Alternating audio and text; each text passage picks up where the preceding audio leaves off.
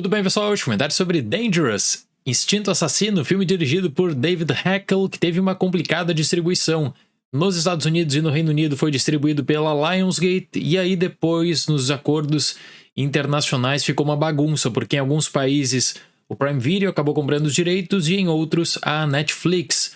No Brasil, por exemplo, o filme entrou no catálogo de streaming nesse dia 18 de maio. Bom, Dangerous foi lembrado no Framboesa de Ouro 2022 e aposta em uma piada muito sem graça, que é de colocar o Mel Gibson para dar conselhos. Você imagina Mel Gibson como terapeuta falando sobre controle emocional. Já imaginou isso? Bom, Dangerous tá aí como uma opção. E a participação do Mel Gibson é aquela clássica feita em apenas um dia, já que na maioria das cenas ele aparece apenas falando ao telefone. Eu até poderia falar que Dangerous tem uma inspiração na franquia Die Hard, Duro de Matar, que eu tô revisando aqui no canal, já revisei o primeiro filme. Mas o longa tem 90 minutos de duração.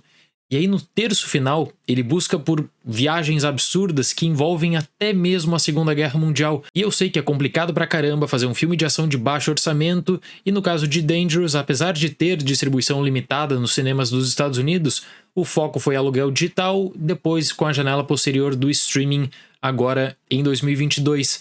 Eu até fiquei surpreso que, pelo menos na introdução, eles conseguiram trazer uma explicação plausível para isolar personagens e acentuar o perigo. Apesar da participação do Mel Gibson estar envolvido em uma grande piada, nos 15 minutos iniciais, pelo menos, tem algo interessante para apresentar. Só que aí quando o FBI chega, aí quando você tem uma caçada e mercenários envolvidos, coisa complica bastante. Dylan, interpretado por Scott Eastwood, tem transtorno de personalidade antissocial e precisa de constante contato com seu terapeuta, Alderwood, interpretado por Mel Gibson.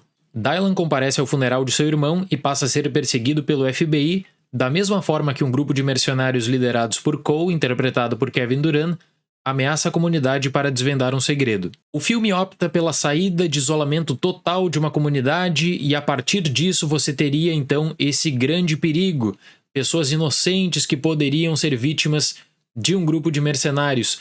A história é aquela tradicional que foi contada tantas e tantas vezes no cinema.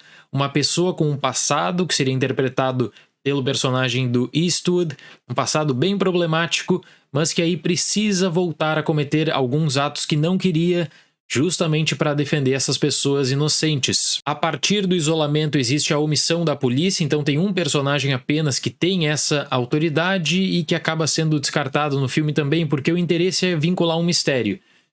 E olha, na vinculação desse mistério, você vai descobrir cada besteira que é impressionante. As atuações definitivamente não são boas, o diretor constantemente alterna seu foco para as expressões faciais de Eastwood para tentar mostrar tudo que está em jogo nesse thriller.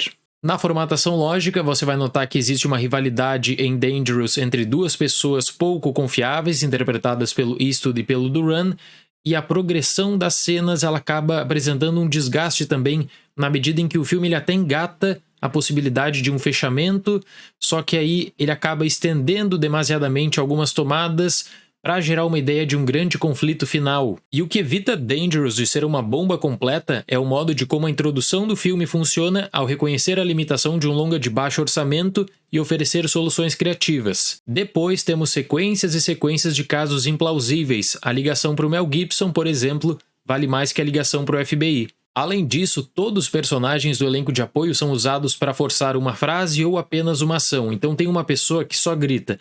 A criança representa justamente a comunidade indefesa.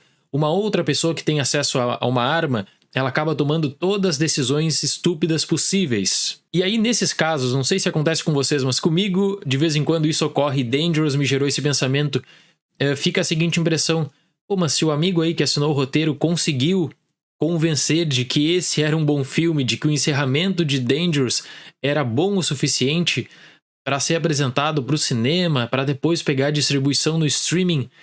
Olha, trabalhar no cinema deve ser muito bom se você tem os contatos certos. Dangerous. E para Dangerous eu vou dar nota 3. No Framboesa de Ouro desse ano, envolvido em várias polêmicas justamente pela repercussão do caso do Bruce Willis, o Scott Eastwood e o Mel Gibson foram indicados a pior ator e pior ator coadjuvante. E realmente, a dinâmica dessa dupla é péssima. Certo, pessoal? Muito obrigado pela atenção, até o próximo vídeo e tchau!